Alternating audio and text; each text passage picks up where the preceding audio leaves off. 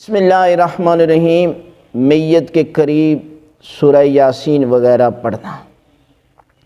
میت کے قریب سورہ یاسین یا سورہ صفات یا سورہ توحید یا قرآن مجید کی کوئی بھی آیات کی تلاوت کرنا جائز ہے، اور پڑھنے والے کو بھی ثواب ملتا ہے اور جس میت کے لیے آپ پڑھ رہے ہیں اس کو بھی ثواب ملتا ہے،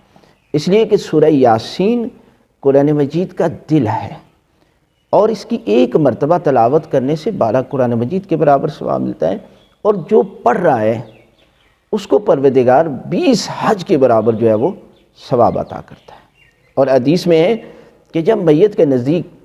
آپ سورہ یاسین کی تلاوت کرتے ہیں تو پروردگار ہر حرف کے عوض 10 فرشتے پیدا کرتا ہے جو اس کے لیے استغفار کرتے ہیں، مغفرت کی دعا کرتے ہیں، اور جب اس کا جنازہ اٹھایا جاتا ہے تو ساتھ ساتھ اس کے لیے دعائے مغفرت پڑھتے ہیں، اس کے نماز جنازہ میں شرکت کرتے ہیں، اور جب تک یہ شخص دفن نہ ہو جائے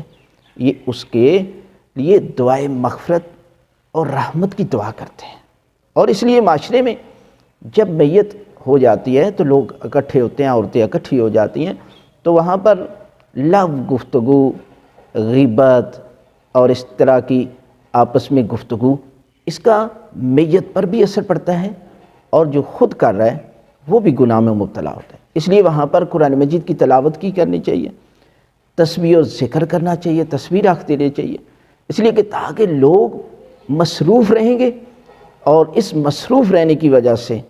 میت کو بھی ثواب ملے گا، اور جو خود کر رہا ہے اس کو بھی پروردگار جو ہے وہ ثواب عطا کرے گا۔